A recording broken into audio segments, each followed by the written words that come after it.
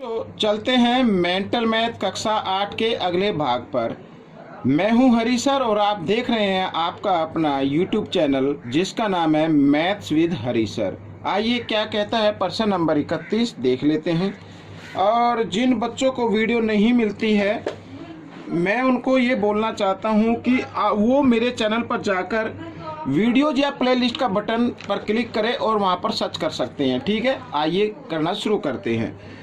तो प्रश्न नंबर 31 क्या कहता है, इसको पहले पढ़ लेते हैं। x और y के मान ज्ञात करना है, दोनों के मान ज्ञात करना है बच्चों। यदि x की पावर y है और इक्वल 441 है, जहां x ग्रेटर है y से, यानी x की वैल्यू क्या होनी चाहिए, ग्रेटर होनी चाहिए। तो और लिखा भी है x और y धनात्मक पूर्णांक है, यानी दोनों संख्याएं प्लस की हैं, ये भी हमें याद रखना है। अब देखो बच्चों, यहाँ पर x की पावर y और इक्वल यहाँ पर अब 441। अगर 441 को हम 21 की पावर क्या लिख सकते हैं, 2 लिख सकते हैं बच्चों।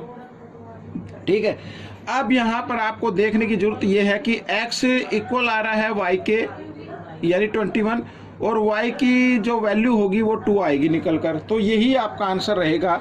आइए करना शुरू करते हैं प्रश्न नंबर 32। तो प्रश्न नंबर 32 क्या कहता है, देखो, एक आयताकार पार्क की लंबाई 80 मीटर तथा चौड़ाई 60 मीटर है। इसके विकर्णों की लंबाई का योग ज्ञात करना है। विकर्णों की लंबाई का योग ज्ञात करना है। तो यहाँ पर देखिए इस तरीके से ये कोई एक पार्क है जो लंबाई 80 मीटर है। यहाँ पर ये मैं लिख देता हूँ, और ये 60 मीटर है चौड़ाई। ठीक है, ये वाली चौड़ाई। तो विकर्णों की लंबाई यानी ये लंबाई, ठीक है, ये 80 है तो ये भी 80 होगी। तो उसका नाम लिख लेते हैं ABCD। तो हमें ABC में AC की लंबाई ज्ञात करनी है, क्योंकि आयत का प्रत्येक कोण 90 डिग्री का होता है। तो ये ABC एक क्या हो गई, समकोण त्रिभुज बन रही है। तो इस समकोण त्रिभुज के अंदर आपको AC का वर्ग ज्ञात करना है। तो AC का वर्ग होगा बराबर AB का वर्ग जमा BC का वर्ग। ठीक है, आप चाहे तो इसको थोड़ा डिटेल से लिख सकते हैं कि माना ABCD एक आयत है। ठीक है, इस तरीके से लिख लीजिए, माना ABCD एक आयत है। ठीक है, इस तरीके से तो ऐसे लिख लीजिए डिटेल से। तो यहाँ पर AC हमें ज्ञात करनी है। तो AC स्क्वायर इक्वल AB है 80, तो 80 स्क्वायर और प्लस यहाँ पर 60 स्क्वायर। तो देखो 80 का स्क्वायर 8 का स्क्वायर होता है 64, और जीरो हो जाती है डबल। ठीक है, प्लस 6 का स्क्वायर होगा 36, और 1 0 तो 1 0 की 2 0 हो जाएंगी। इस तरीके से अब हमें इन दोनों को क्या कर देना है, ऐड कर देना है बच्चों। क्या करना है, ऐड कर देना है। तो 2 0, 6 और 4 क्या हो गया 10, 10 की 0 कैरी 1, तो 6 और 3 9 और 1 10, इस तरीके से। तो यहाँ पर AC बराबर आ गया 10,000। ठीक है, ये यहाँ पर वर्ग है ना, तो बराबर के निशान से इधर लेके आएंगे तो उसको वर्गमूल में बदल देंगे। तो 10,000 का वर्गमूल क्या होगा, 0 आधी हो जाती है, क्योंकि 1 का वर्गमूल तो 1 ही होता है। तो यहाँ पर 0 4 है, तो 4 का आधा 2 हो गया। तो ये हो गया बच्चों यहाँ पर मीटर। AC की आ गई यह लंबाई। हमें क्या ज्ञात करना है, इसके विकर्णों की लंबाई का योग ज्ञात करना है। तो पहला विकर्ण तो AC है, दूसरा विकर्ण क्या है, BD है। तो यानी कि AC जमा BD, तो विकर्ण की लंबाई, विकर्ण बराबर होते हैं आयत के, तो 100 जमा 100 बराबर 200 मीटर। ठीक है, ये आपका उत्तर रहेगा। अगला प्रश्न क्या कहता है देख लेते हैं। प्रश्न नंबर 33 में, प्रश्न नंबर 33 कहता है, मान ज्ञात कीजिए A जमा B का वर्ग जमा A घटा B का वर्ग। ठीक है, तो आपको क्या करना है, तो यहाँ पर बच्चों A जमा B की 2 के फॉर्मूले में रख दीजिए, A की 2 जमा B की 2 और जमा 2A और B, इस तरीके से। ठीक है, ये हो गया। फिर जमा का निशान A घटा B की 2 का, तो A की 2 जमा यहाँ पर B की 2 और घटा 2A और B, इस तरीके से। ठीक है, अब देखो यहाँ पर ये जमा है और ये घटा, दोनों सेम संख्याएं है ना, तो घटा जमा घटा ये हो गया। तो 2 का वर्ग होता है 4, और वर्गमूल 3 को अगर 2 बार गुणा करें तो 3 आ जाएगा। ठीक इसी प्रकार यहाँ पर 4 और यहाँ पर वर्गमूल 3 का वर्ग आ जाएगा 3। ठीक है, वर्गमूल 3 है ना, इसको 2 बार गुणा करें तो 3 आ जाएगा। तो 4 और 4 8 और 6 कितना हो गया 14। तो 14 यहाँ पर ये आपका उत्तर आ गया। ठीक है, अब हम करेंगे अगला प्रश्न यहाँ पर। तो अगला प्रश्न भी कर लेते हैं। तो देखो यहाँ पर वह सबसे छोटी संख्या ज्ञात कीजिए जिसे 537 में से घटाने पर एक पूर्ण वर्ग संख्या प्राप्त हो। ठीक है, छोटी संख्या ज्ञात करनी है। अब हमें क्या करना, घटाना है इसमें से। तो घटाना तो इससे कम संख्या आएगी। ठीक है, तो हम क्या करेंगे, ऐसे जो प्रश्न आते हैं आपके लिए एग्जाम में आए या किसी भी क्विज में आए, तो आपको क्या करना है, जो डिवीजन मेथड होता है यानी भाग विधि द्वारा उसका वर्गमूल निकाल लेना है। ठीक, देखो पीछे से जोड़ा बनाना है। यहाँ पे बच गया 5। अब 5 तो परिपूर्ण वर्ग संख्या नहीं है, इससे कम है 4। वो किसके वर्ग पे आती है, 2 के। तो 2 के वर्ग पे चलेगा बच्चों, ये 2 दूनी 4 इस तरीके से। यहाँ पर घटा दे 1, तो अगला पेयर को, अगले जोड़े को नीचे उतारेंगे और 2 का डबल लिख देंगे 4 इधर। ठीक है, अब बच्चों देखो अगर हम इसको 4 पे चलाए तो 4 पे तो ज़्यादा हो जाएगा। ठीक है, 4 के वर्ग पे चलाएंगे तो 4 चौक 16, 4 चौक 16 1 17, ये तो ज़्यादा हो गया। हमें तो कम करना है, घटाने के लिए हमेशा क्या लेना है, कम लेना है। ठीक है, तो 4 पे ज़्यादा होता है 3 के वर्ग पे चलाना, तो 3 इधर लिखना, 3 इधर लिखना है और 3 से ही गुणा कर देना। 3 तिया 9, 3 चौक 12। ठीक है, अब आप इसको घटा दीजिए। यहाँ से 7 में से 9 नहीं जाएंगे, यहाँ से 1 हासिल लेंगे, 17 में से 9 गए 8। ठीक है, तो ये आ गया बच्चों 8। तो वह छोटी से छोटी संख्या क्या होगी, 8 होगी। लिख देते हैं, वह छोटी से छोटी संख्या बराबर 8। ठीक है, ये 8 है। अब आप इसको घटा के देख लीजिए, अगर इसमें से 8 घट जाता है, ठीक है ना, 537 है ना ये इसमें से 8 हम घटा दें तो कितना आएगा, 529 आ जाएगा बच्चों। ठीक है, ये परिपूर्ण वर्ग संख्या बन जाती है। तो इस तरीके से ये आपका प्रश्न भी हल हो गया है। अगले प्रश्न पर चलते हैं, जो कि मैंने उसको भी पहले से लिख के रखा हुआ है और बहुत ही छोटा प्रश्न है। एक वर्ग का क्षेत्रफल, ये वर्ग का क्षेत्रफल दिया हुआ है 20.25 वर्ग मीटर है। इसका परिमाप ज्ञात कीजिए। और परिमाप हम तभी ज्ञात कर सकते हैं जब हमें वर्ग की भुजा का लंबाई या भुजा की माप हमें पता हो। ठीक है, तो वर्ग का क्षेत्रफल दिया हुआ, तो लिख लीजिए वर्ग का क्षेत्रफल, और इसी क्षेत्रफल से हम भुजा निकाल लेंगे तो 20.25। ठीक है, अब वर्ग का क्षेत्रफल का फॉर्मूला क्या होता है, भुजा की 2, यानी भुजा का वर्ग इस तरीके से तो होता है। तो 20.25 आपको क्या करना है, ये जो वर्ग है बराबर के निशान से इधर लेके आना, वर्गमूल में बदल जाएगा।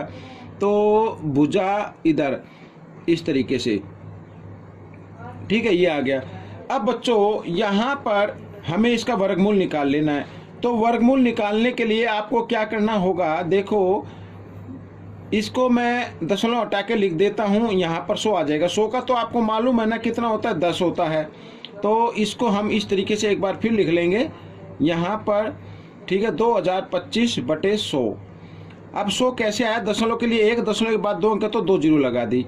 अब देखो 100 का वर्गमूल तो होता है 10। ठीक है, और 20-25 का वर्गमूल क्या होगा, इसके लिए आपको क्या करना होगा, जोड़ा बना लेना है। और अब हम इसको करेंगे 4 से, 4 के वर्ग पे चलेगा, क्योंकि 5 का वर्ग 25 होता है, वो ज़्यादा हो जाएगा, तो 4 के वर्ग पे लेना, 4 चौक 16। ठीक है, यहाँ पर घटा दिया 4 और अगला जोड़ा उतार लिया, 4 का डबल हो गया कितना, 8।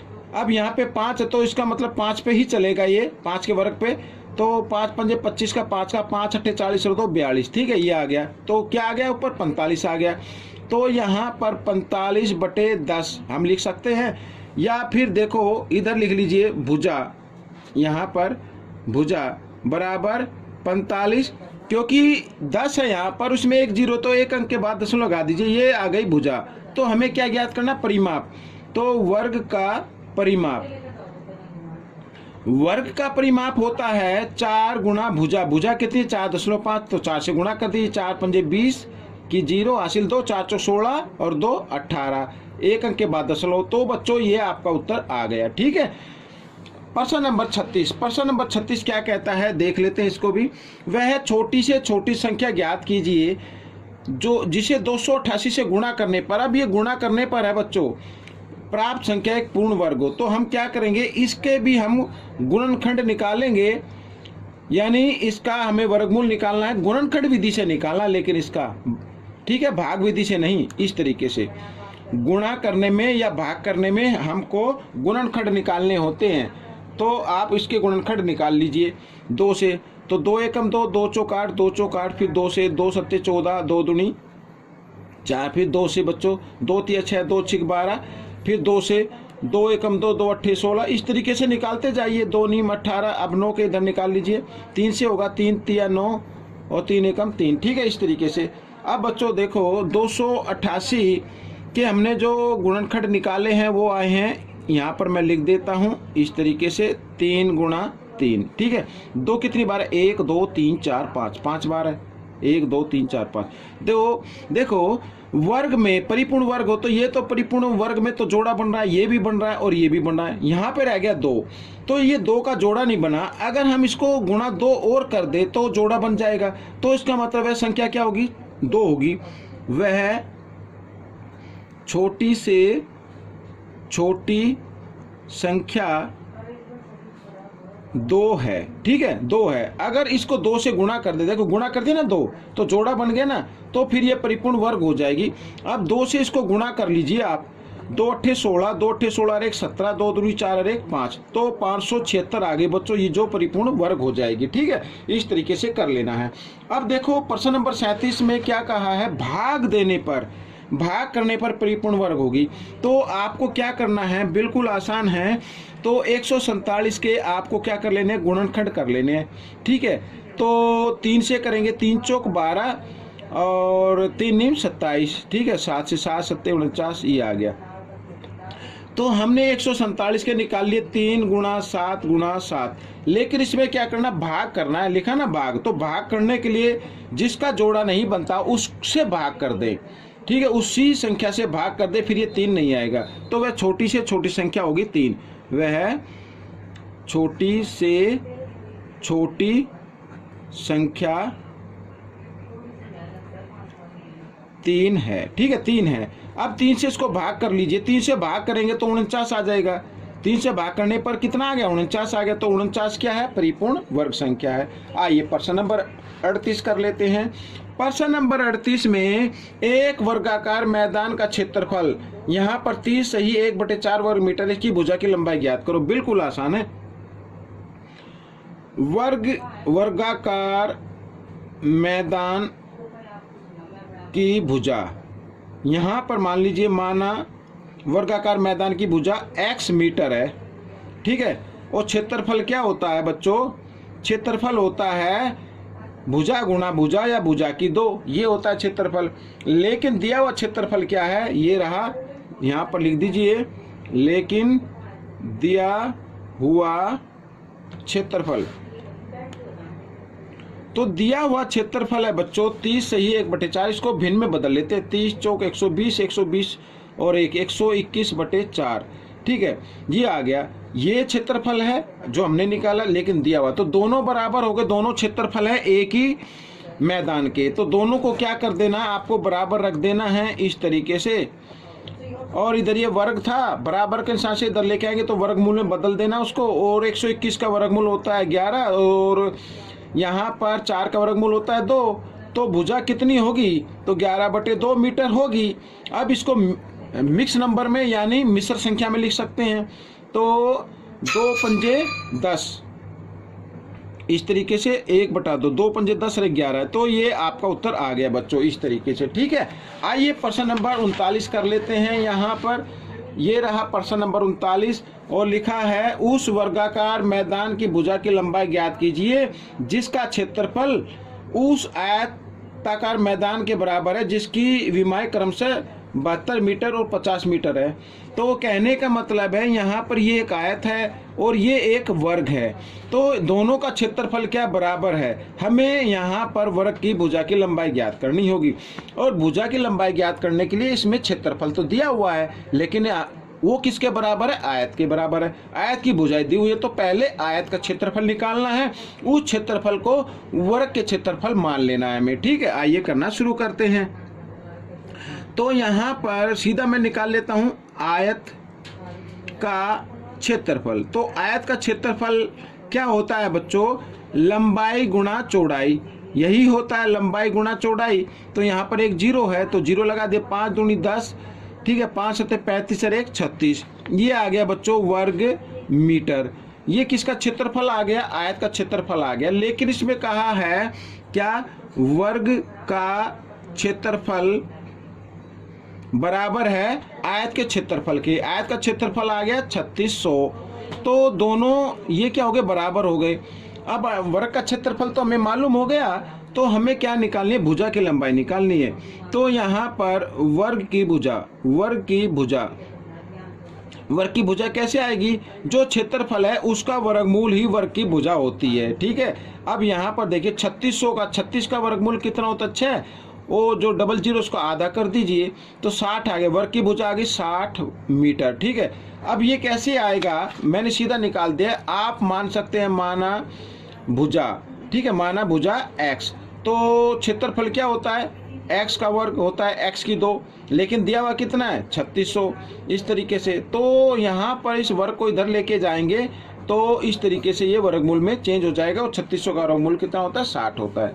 तो ये प्रश्न आपका हल हो गया है। अब हम करेंगे इस भाग का आखिरी प्रश्न। लिखा वर्गमूल 625, तो 625 का देखो बिल्कुल आसान है। 625 का वर्गमूल कितना होता है, 25 होता है, घटा 441 का होता है 21, ठीक है। इस तरीके से 625 का वर्गमूल होता है 25, यहाँ पे जमा का निशान है, और 441 का वर्गमूल होता है 21। तो 25 में से 21 अगर हम घटा दें तो 4, और यहाँ पर इनको जमा कर दे, 5 और 1 6, ठीक है, ये आ गया, और 2 और 2 4, इस तरीके से। तो बच्चों 4/46, या आप इसको चाहे तो ये भी आपका उत्तर है, चाहे तो आप इसको भाग करके लिख सकते हैं। कैसे, 4/46 को 2 से भाग करिए, 2 दूनी 4, 2 दूनी 4, 2 3 6, यानी 2/23, ये भी आपका उत्तर हो सकता है, ठीक है बच्चों। तो ये भाग पूरा हो गया। आपको ये भाग कैसा लगा मुझे जरूर बताएं, और इसमें से सीखकर दूसरे बच्चों को जरूर सिखाना, यदि आप मैथ में परफेक्ट होना चाहते हैं तो। मिलेंगे अगले भाग पर, तब तक आप इस वीडियो को देखते रहिए, और अच्छी लगे तो इसे लाइक करना ना भूलें। Thank you.